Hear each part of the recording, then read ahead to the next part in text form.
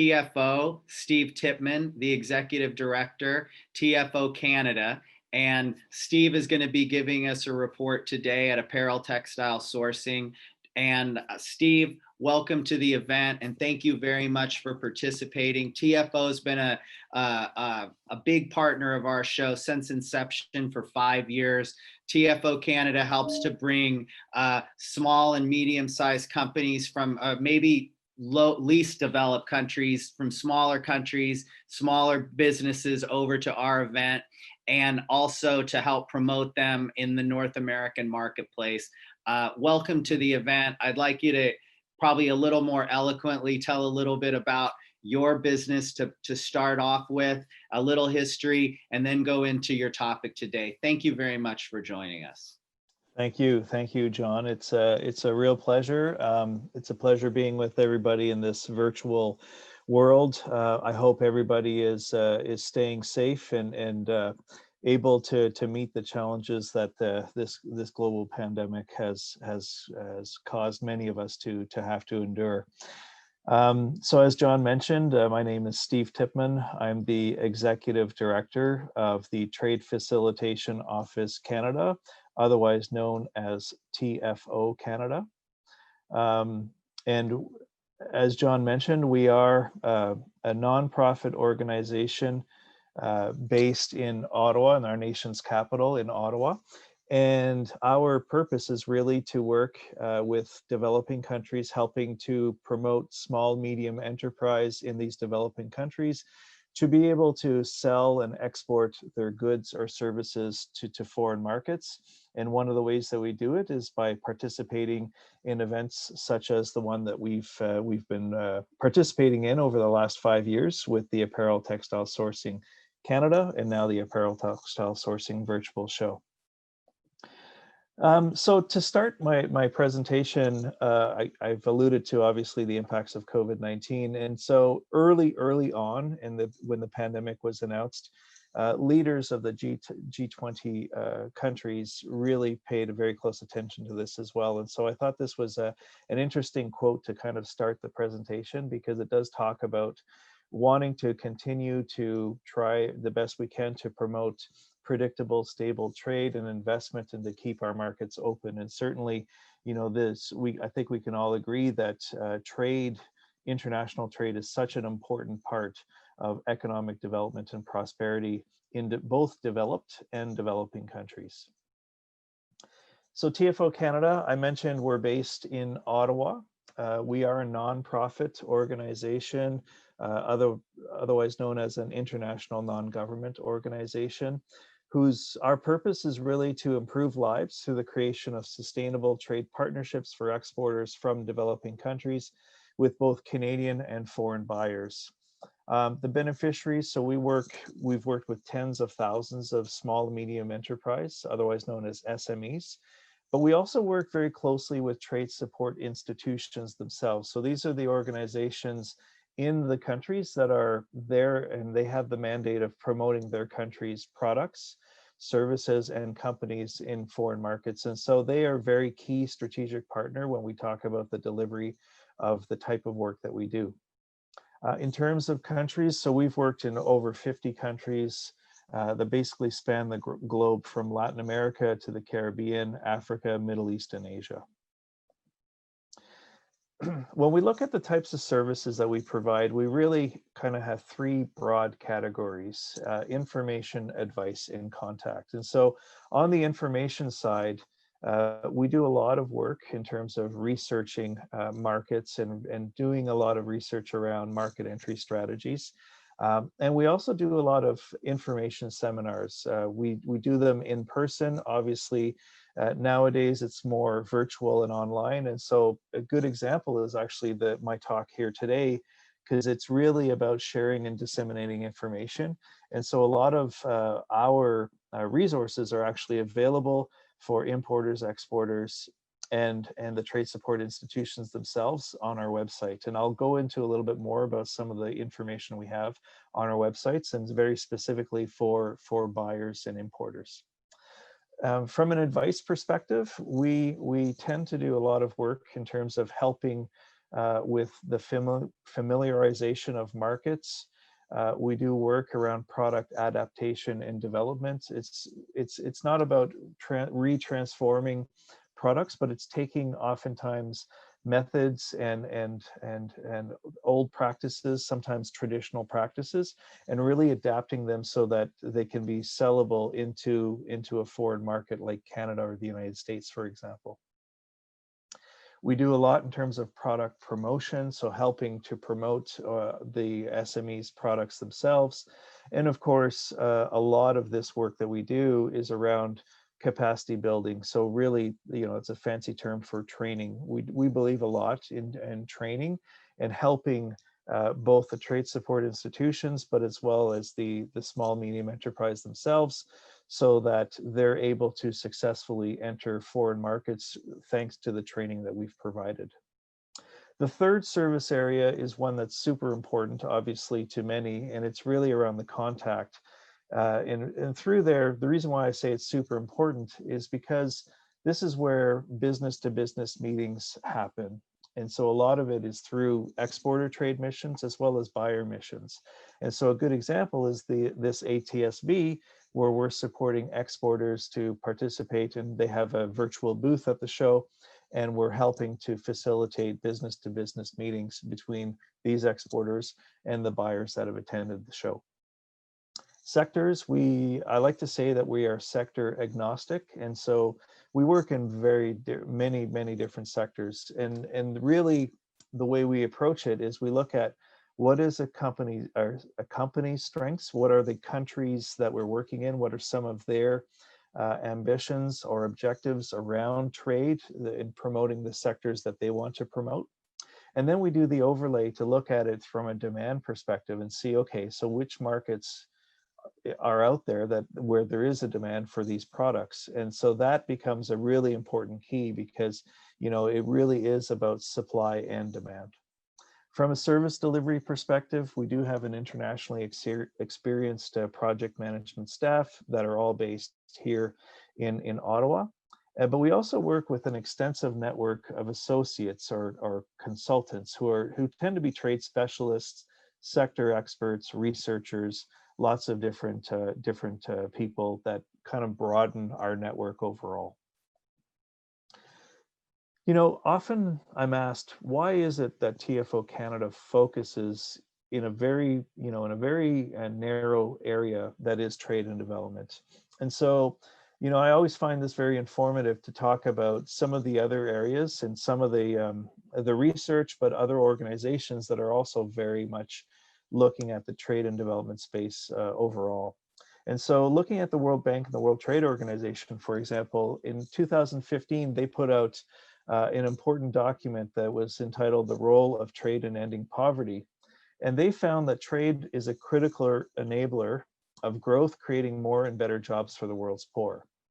When looking at the United Nations, they have their Sustainable Development Goals, which take us to the year 2030. There's 17 Sustainable Development Goals in total. We feel that our key role to play is really around goal number 5, which is around achieving gender equality, empowering women and girls, as well as goal number 8, which is around promoting inclusive, sustainable economic growth, employment, and decent work for all. Looking at the Canadian government, of course, we're a Canadian institution that enjoys a lot of our funding comes from the Canadian government through the department that is called Global Affairs Canada. Well, the Canadian government has put out back in 2017 their Feminist International Assistance Policy.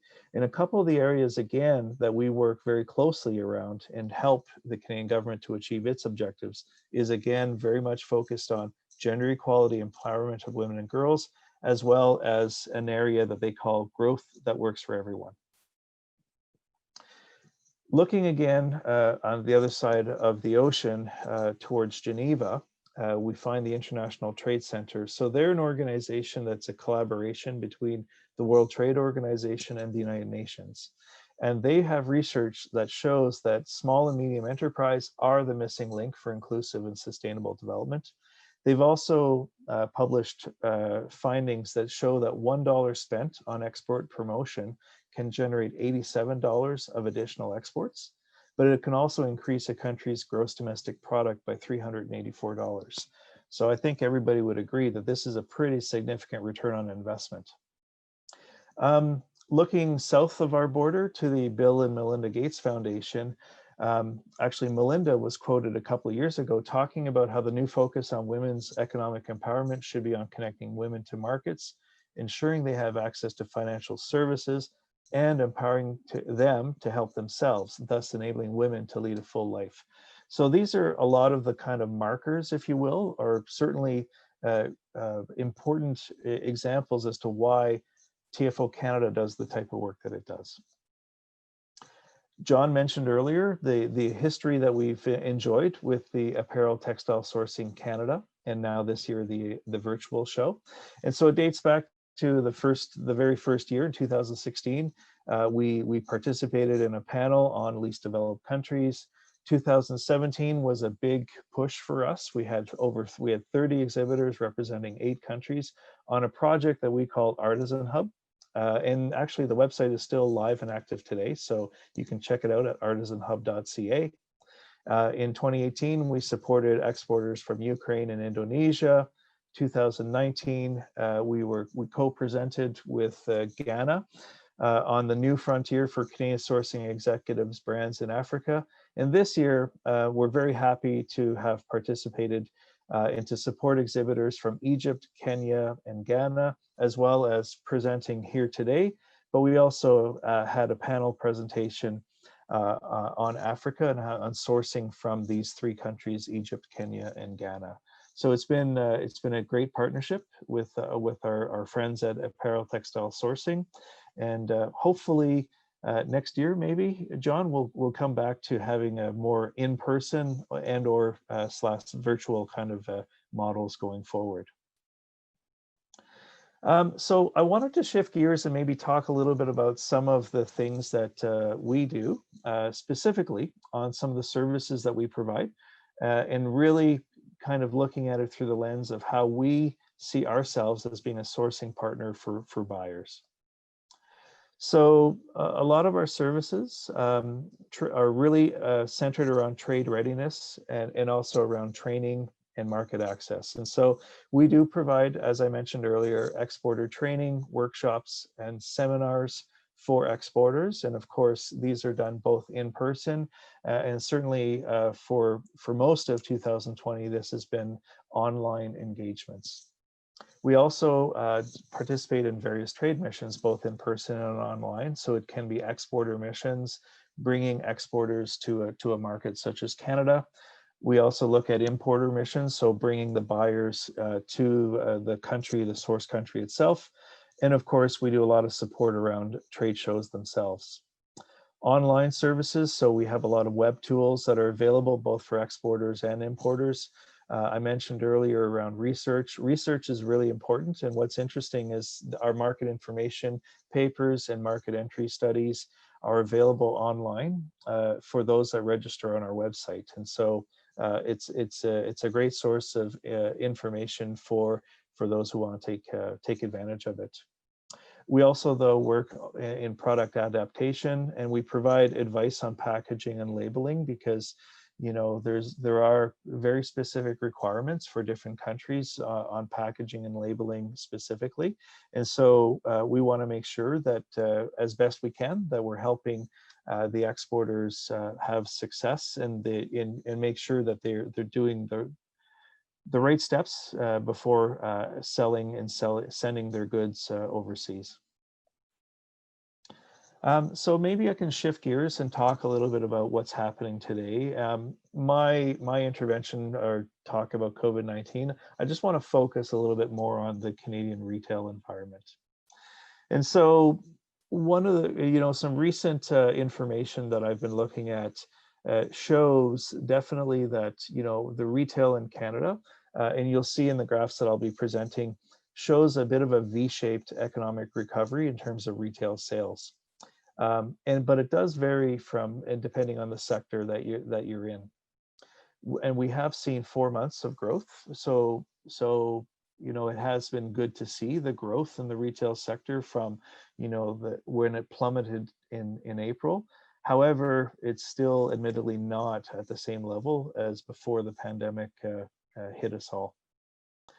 And the other thing that's really interesting, though, is how COVID-19 has accelerated global trends when it comes to e-commerce. So it's not that these are new things, but it's actually forced the issue and caused a lot of entrepreneurs, a lot of businesses to adapt very quickly. And I think, the apparel textile sourcing show itself is a good example of that, where they've had to pivot very quickly from an in-person traditional model in Canada and the United States and move to this virtual model, allowing people to continue to participate in trade.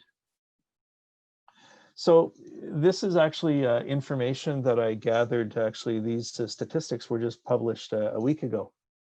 And it shows how retail sales in Canada in August were at 53.2 billion Canadian dollars. So this was a bit of a rise of a modest increase, I would say, of 0.4%. The nice thing about it, though, is that this was the fourth consecutive month of retail sales growing. And the core retail sales excludes gasoline stations as well as vehicle and parts dealers. But we are seeing that, some of the areas, as I mentioned, some sectors, some retailers are seeing better increases than others. Certainly when we talk about food and beverage, for example, grocery stores, they've been on a pretty steady throughout this pandemic. And I think we can all understand why. These were the stores that did not have to go in lockdown or closures because they were deemed as essential services for all of us Canadians. Hey, Steve, can you Yes, John. imagine? Can you imagine seeing that last graph? Could you go back? Could you imagine seeing that last graph before we knew what happened, but know that that was going to happen? And just like, oh my goodness, I mean, that is just an unbelievable year and drop and then rebound and hopefully a continued rebound. It's just an Yeah, exceptional graph. it really is. And I have to say, I mean, the Canadian government has had its role to play with the Canadian Emergency Response Benefit for Canadians who had lost employment because of the pandemic. Those were extended benefits for quite a long period of time. Of course, the government also provided wage subsidies for many small, medium-sized businesses in Canada. And of course, did a lot with regards to rent relief and other programs. And so there was a concerted effort here, I would say, by the government to really try to influence this, John, so that it wasn't just, a drop with some form of recovery. So it'll be interesting to see, as you say, what happens in the coming months. In August, there was 4 of the 11 subsectors where we saw an increase in sales. And so they were in the areas of building material, garden equipment, supply dealers. As I mentioned, food and beverage stores have done quite well. Gas stations are doing well, as well as there's a miscellaneous category. Unfortunately, areas that are, that are very much aligned with the people that would be attending this show, when we talk about clothing accessory stores, sporting goods, hobby, book, music stores, general merchandise stores, it's not been a rosy picture. And in fact, we've seen a decline August sales as compared to the previous month. A little bit more on this, because certainly when we look at Canada, we have, it's 10 provinces, 3 territories, but there's no doubt that a lot of the population is in these 3 provinces. And so in Quebec, we saw sales were up 1.6% in August. And this was led by motor vehicle and parts, building material, gardening equipment, supplies. And in the city of Montreal, which is Canada's 2nd largest city, sales were just up a little bit at 0.2%. In British Columbia, way out on the west coast, we saw the sales rose 0.5% in August. And the greater Vancouver area, which is again the biggest city in the province, 3rd biggest in our country, 2.9%. So there was a good increase of sales in the greater Vancouver area. In Ontario, which is the largest province in the country, sales were only up marginally, 0.1% in August. This is driven largely because of the Greater Toronto area, which accounts for about half of the province's population. It was only up 0.1%, and of course, Toronto, Greater Toronto area is also the largest city in the country as well. So if I look at store merchandise, so this is an area obviously that's resonates well with a lot of the participants at this trade show. What we saw is that, again, there is that V shape happening with regards to store merchandise sales. And so year over year, the sector sales were down 0.6%. And July actually saw an increase of 7.3%. But when you dig a little bit deeper, you look at general merchandise stores weren't as badly affected by COVID-19, particularly compared to mall-based specialty retailers. And so in that category, you have retailers such as Loblaws, Walmart, Costco, where they offer groceries, so food and beverage. They have pharmacy, and they also offer clothing and other household goods. And so those ones, they were able to actually, I think they fared better than a lot of others. And so in this slide in the red, unfortunately, we're seeing clothing and clothing accessory stores have really suffered. In fact, we've seen a few bankruptcies and store closures over the last several months as a result of COVID-19. And we're also seeing that retail sales are down significantly, 36.1% in the last 3 months ending in July. And so this is an area of store retail overall that has really borne the brunt of COVID-19.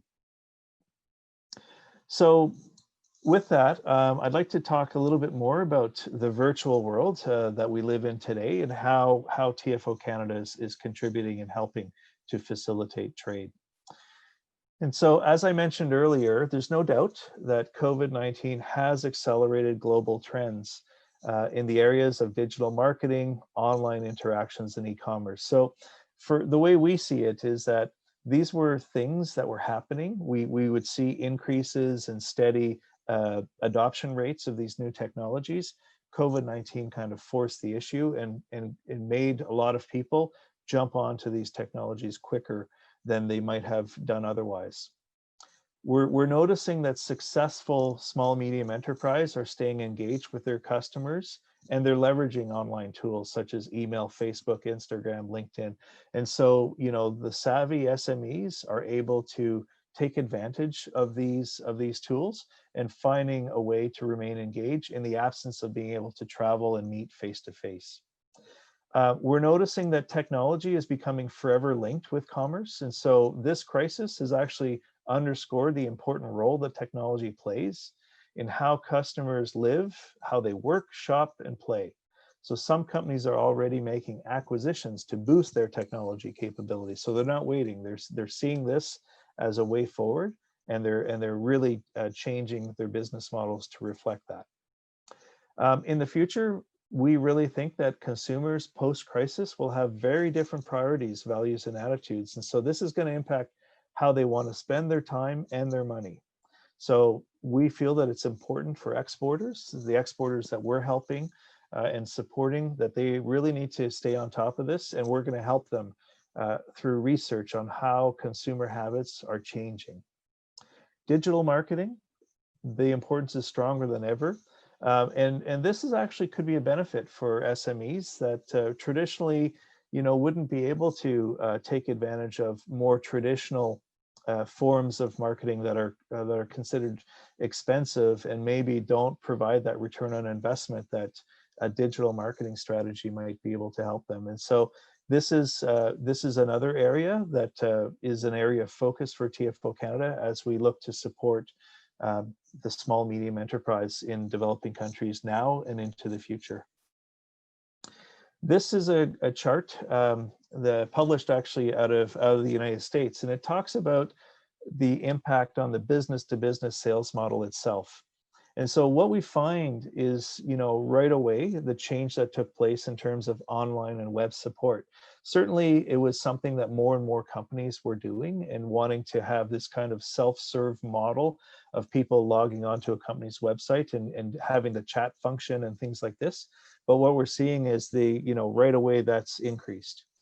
Electronic commerce, of course, we know that that has increased and will continue to increase over time, but right away. And so this chart was actually, the survey was done at the end of April, and so you can see that early on we saw increases.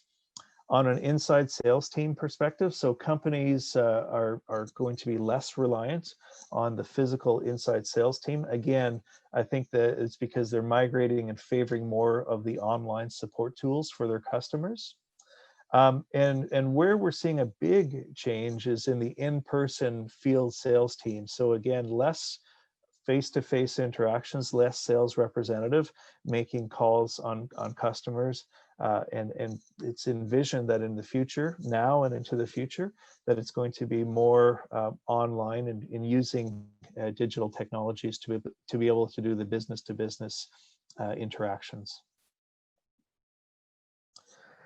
So let's shift gears, talk a little bit about e-commerce. So Statistics Canada, they report that e-commerce made up 3.5% of all Canadian retail sales in 2019. So it reached 22.1 billion.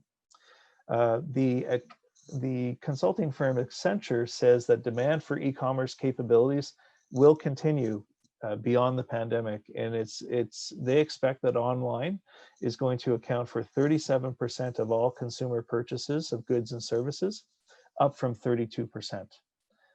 And coupled with the increase of online shopping, consumers are buying in larger quantities. So they're making, because they're paying, in many cases, they're paying for delivery costs and so on, they're buying kind of more in bulk. And so this is going to influence shipping, packaging, and how products are being presented in the future. And a retail specialist out of Wilfrid Laurier University in the Waterloo area of Ontario, he estimates that e-commerce share of retail will double in the next 3 years. And the big driver of this is online purchases of groceries. A lot of us know, for example, Amazon, remember they acquired Whole Foods a couple of years ago. And we're seeing more and more other retailers in the grocery space in Canada, taking advantage and really pushing the online purchase of their groceries. But what's interesting also, though, is that middle-aged and older demographics are still looking for the genuine shopping experience. I'd consider myself perhaps part of that category. I don't know. I still like to be able to go to a store, try on a jacket, see how it feels, how it looks before making the purchase. And so it doesn't mean that the bricks and mortar are not going to come back, but these are things that we need to really be paying attention to when we talk about e-commerce and bricks and mortar traditional retail in the future. So this chart, so again, this was published from Statistics Canada, and it's as of just last week. I believe it was published on October 21st, and it shows the trend line of e-commerce. And so you can see from May 2016 to August that there's been a quite an increase. And in fact, retail e-commerce sales year over year have gone up just over 60%.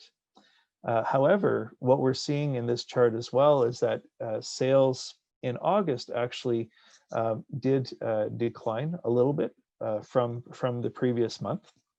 And this is, obviously because public health measures have been put in place and more of us Canadians have been able to go to retail stores, and more stores have been open, shopping malls, etc.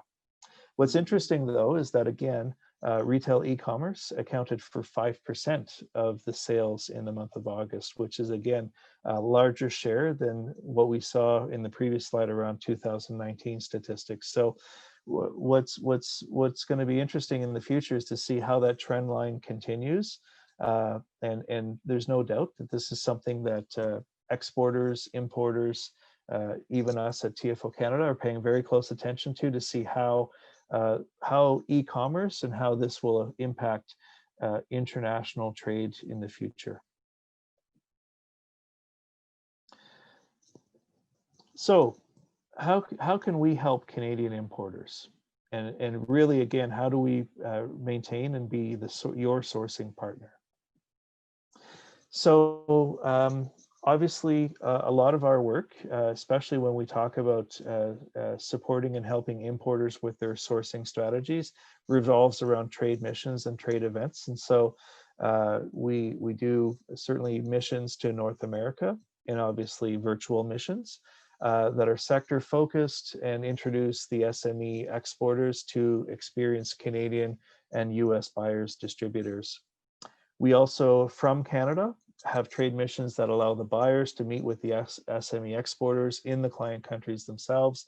We've done many missions in Latin America, in Asia, for example, where that's actually happened, where the buyers go and meet with the exporters on site at their facilities. And of course, we definitely help to arrange meetings between buyers and the exporters themselves, and we provide coaching and to really help to have that business-to-business matchmaking. Traditionally, these have been in-person events, but certainly we've adapted a lot of our work and a lot of our methods to virtual models, participating in virtual trade shows and virtual trade missions and events. For importers, so I talked earlier about our websites, and so you know, I would encourage any importer that is looking for products in many countries around the world to register through our website, tfocanada.ca.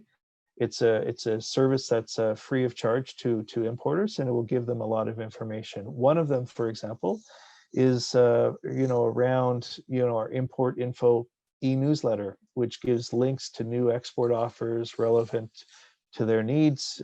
We also give a lot on trade news, events, and information. We offer advice on how to find and work with suppliers from developing countries. And of course, we do have a kind of a virtual business-to-business aspect to our website, which is really about the foreign supplier database, which connects importers with exporters that we have registered through our website. Other benefits of registering, so we will routinely invite importers that are interested to various trade events, making sure that they're aware of what's happening, not only in Canada, but in other parts of the world. And so you see here some examples of, you know, different events happening, whether it be the Organic Summit happening in November, event that took place in Peru that's actually ending at the end of October, you know, something else in Ecuador, and as well as, you know, an event in Mexico. And so we keep this current as we can, and make this available. And it's if you don't receive an email, certainly we keep a calendar of events on our website current as well. So this is what our website looks like. Certainly, so this would be the dashboard of somebody who has created an account with us, and this is kind of what they would be looking at. And so with that, it's customized to the importer themselves, and it provides good information around the Canadian market. There's lots of information on the countries that we're supporting, the webinars, both the ones that are upcoming, but also others that we've had, that we've recorded and stored online. You can access and take a look at the various success stories, information on companies that have had success in international trade thanks to the work that we've provided. And of course, very important, the being able to search for suppliers. So if a person wants a certain product, they can search by product, they can search by country, etc. So the foreign supplier database, so this is what it looks like. And so there's, you know, export offers for 1,500 Canadian importers that are registered on our database today. And I've kind of broken down some of the countries, what the different sectors that we have that are pertinent to the apparel textile sourcing show. And so in clothing, we have currently 102 suppliers, fashion accessories 86, footwear 21, home decor, and we do have many, many more. And so I would invite any importer that would be interested to please go ahead, check out our website, and you can register and start gaining access to all of this information. And again, it is available to you free of cost because the cost of maintaining our website is actually thanks to funding that we receive from the Canadian government.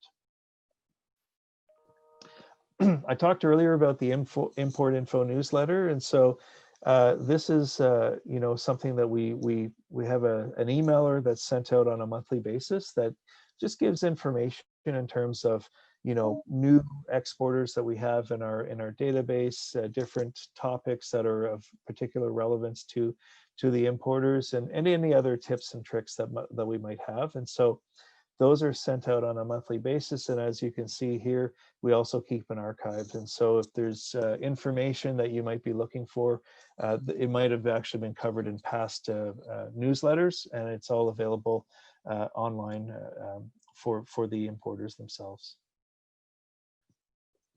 Another thing that's important, we've seen a lot when importers are looking to source products in other countries, is often they will start by wanting to talk to the country's representatives here in Canada. And so we have the foreign representatives in Canada that we keep this updated on our website. And so this is a quick and easy way to find out who are the key people working within the diplomatic missions, the high commissions and embassies in Canada, as well as the different consulates. And so this can often be a good starting point. If you're interested in sourcing from a specific country, you can check this out as well. Client countries, so we have country profiles on our website, and so this is kind of a deeper dive into different countries that TFO Canada has worked with over time. And so this will give you more in-depth information on a country. Again, if you're interested in exploring that, it's available for you on our website. This here is a little bit of a bigger view or more expanded view. In this particular case, it's the country of Ghana. So it gives you some general information. It gives you some economic intelligence from the Bank of Canada and more economic information on the country itself. So again, this is available for you. And so this hopefully it would be another way to help importers when they're doing a lot more research. Think of this as a kind of a one-stop shop for buyers. Market links. So this again, another deeper dive into a country. And so this is a good resource. It'll give you information on supply of exports, on the laws of the land, on logistics, a lot of different information that are important when you're talking about international business and international transactions. And so we provide this type of information at a country level for the buyers to do their research before embarking on their strategy. So that was a very quick recap. Again, I would invite importers to check out our website. It's tfocanada.ca, and you can certainly access the information. It's a two-step process. You can register, provide your username, password. You'll register, and then we will provide you with the username, password in a matter of a couple of days afterwards. So I wanted to maybe spend the last part of the discussion and talk about our experience and observations in trade shows, virtual trade shows so far. So there's no doubt that virtual trade shows, there are definite advantages that we're seeing. And so one of the areas is, of course, that they are less expensive. And so the overall cost of attending a trade show in a virtual environment can be greatly reduced. Savings on staff, on venue, setup, takedown, hotels, etc., are definitely sizable and something that can be seen as a distinct advantage of a virtual show over an in-person event. They also save time. So, virtual trade shows do require some setup time. And so one of the things that we've observed so far is that while it is true that there's a time savings required when you're talking about setting up your virtual booth and everything, we do encourage those that are exhibiting at a show to take the time to make sure that you're taking full advantage of the event website, the registration, that you have the marketing materials and promotional items there, because you do want to make sure that when a buyer is coming and visiting your virtual booth, that they have as much information as they can, and that it's easy for them to obtain this information on the company. Trade shows, obviously, there's a global reach to it. So, this provides the opportunity to engage with more people. It gives an exporter a chance to grow the network, you can promote your product by sharing a link to your website and social media channels. And I know through this ATSV show, for example, it's being strongly encouraged to be able to show and to connect through all these different channels. And of course, at this moment in time, this is critically important, how people from around the world can join, because there are no travel issues. I suppose the one thing that we're always mindful of is the challenges around technology, connectivity online. But otherwise, this is, again, a very effective way and I would say an easier way to be able to reach more people around the globe. Other advantages, making connections can be relatively simple. Virtual shows tend to be faster paced. You could think of a large exhibit hall and how much time it takes to physically move from one session to another or from booth to booth. Well, in a virtual way, like for example, using the platform of this particular show, you just do a keyword search, look for the exhibitor you're looking for, and automatically you're transported over to see that booth. And so, making connections with other attendees and can be easier as well than perhaps in an in-person event, because you can actually deliberately schedule a meeting and request a meeting or hang out with somebody. I know, like the hangout function of this show, for example, as well.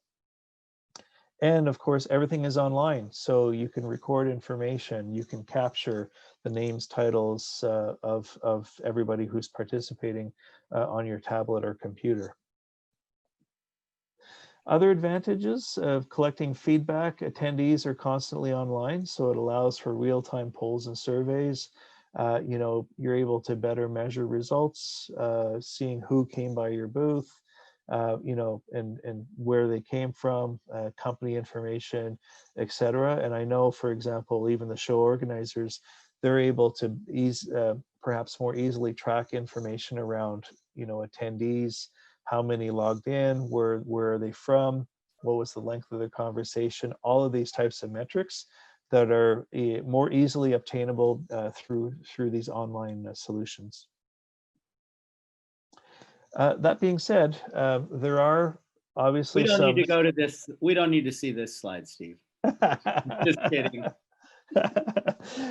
Well, and there are disadvantages to virtual trade shows, and so obviously the face-to-face networking is a challenge, because one of the experiences that we all have in going to a conference is the opportunity to network and to meet new people. And so there is a limitation, because as I said, you're able to pre-arrange and schedule meetings, but the spontaneity is a little bit more challenging in a virtual model. Samples, I mentioned earlier, the fact that I still like going to a store, trying on things, touching the material, the fabric. Obviously, the samples is a challenge in a virtual model, but I must say that what I'm noticing with some of the exhibitors here at this show is the beautiful pictures and I do have a good appreciation of those that have done a good job in terms of showing off their products in this online model. So the samples is a challenge, but I'm noticing some beautiful high-res photos and really great presentation on products. You know, there can be less excitement in a virtual trade show. So, you know, compared to perhaps the grandeur of a large live event, the virtual event, unfortunately, it sometimes can be seen as just another open browser on a person's laptop. And of course, we've all experienced this, those of us who've been working from home for an extended period of time, where there are distractions, whether it be, you know, the internet that's not quite cooperating, you know, that email that pops in and you need to respond to it right away, children, pets, etc. And so these are some of the, I guess, the disadvantages. But again, I think so far, advantages outweigh the disadvantages, at least from our perspective.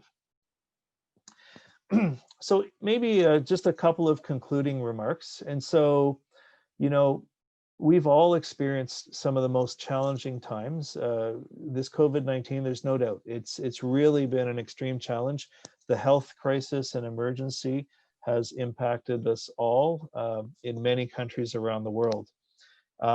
One of the things that we've noticed is in terms of the approach of conducting business, it's actually caused a lot of us to be very creative in how we conduct our business and how we continue to move forward and to, you know, not just survive, but also thrive under these trying conditions.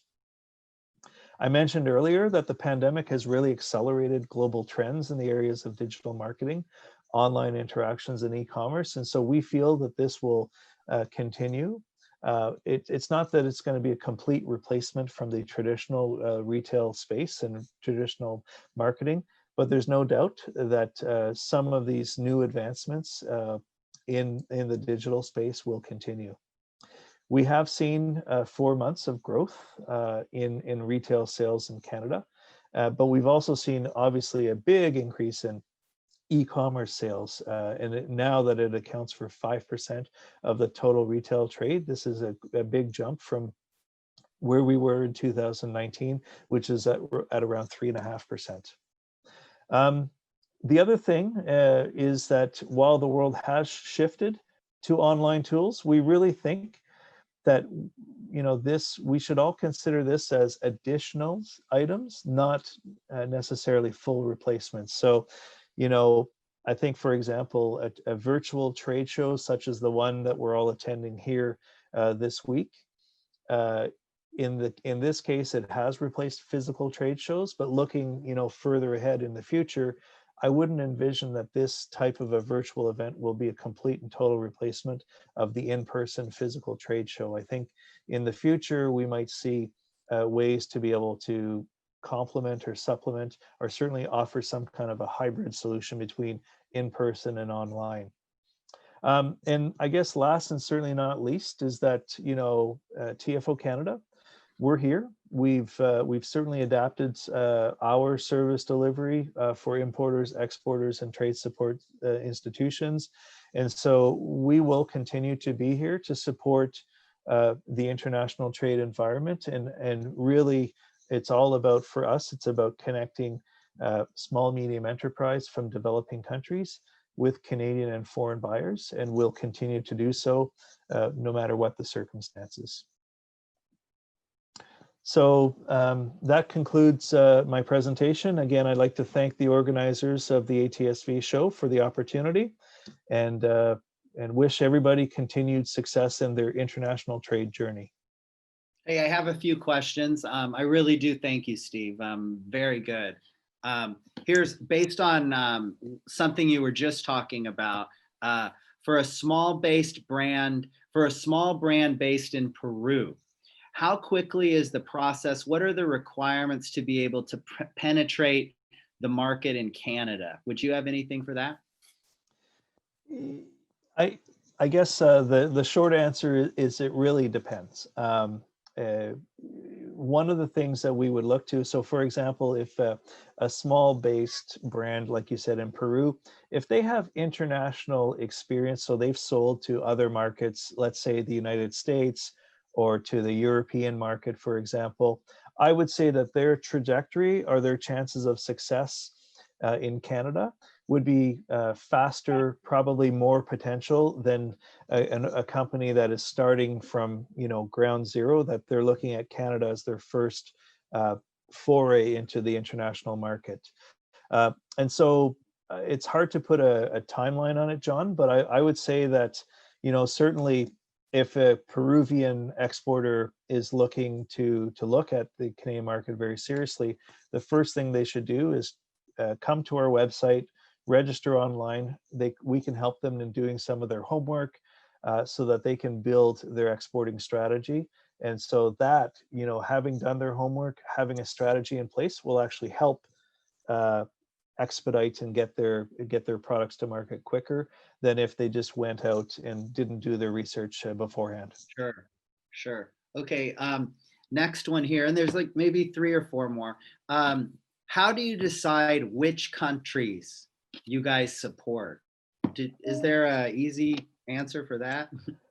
Yeah, couple things. So we potentially can work in any country that is eligible for what we call development assistance. And so this is actually, there's an organization based in Paris, France. It's the Organization of Economic Cooperation and Development. And every 3 years, they publish a list of basically all of the developing countries in the world. And so those are the countries that are potentially client countries for TFO Canada. From there, in terms of how we go about selecting countries to work in, there's, first of all, there has to be a desire, a will for the country itself to want to work in this fashion and working with TFO Canada, receiving our support. But equally, if not more important, it's about funding. For us, we receive funding from different donors, whether it be the Canadian government, whether it be some multilateral institutions like United Nations agencies, et cetera. And so we have to kind of look at it from the perspective of a country where there's an identified need, and then try to match that with a donor's objectives and goals that they want to achieve. And from there, then we can develop some projects. Okay. There was a mention earlier in your presentation about gender equality, and someone asked, do female businesses or female-owned businesses, would they get any type of an advantage in the process through you? I wouldn't say advantage, but certainly we've recognized, and certainly I would say the donor community has recognized that we do need to pay particular attention and have a focus in supporting women entrepreneurs, women-led, women-owned businesses. And so we do have more and more of our programming is to make sure that we not only support men entrepreneurs, but we also support women entrepreneurs to really do our best in achieving gender equality. Okay, thank you. And here, I'll just give you one more. It says something about it. You talked about advances with taking traditional practices and adapting them. Like when you had mentioned that earlier, and I guess the question is about, do you guys like go to different countries and like teach like a group of people that are already making something maybe with their hands, teach them ways to do it in more efficient manner? Yeah. Why don't you tell us about that as a concluding point? Yeah, thanks. Yes, we have had occasion on a couple of projects in the past where we'll work in a country and help them.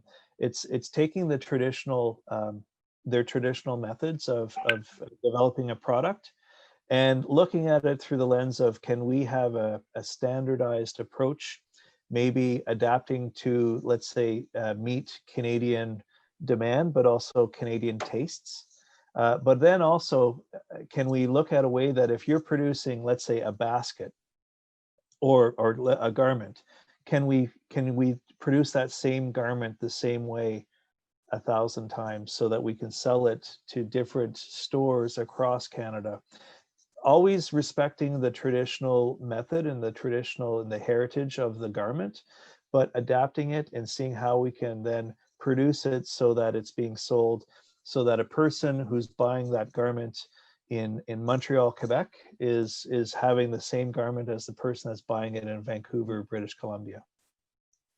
Okay, yeah, got you. All right, well, listen, that's really our hour.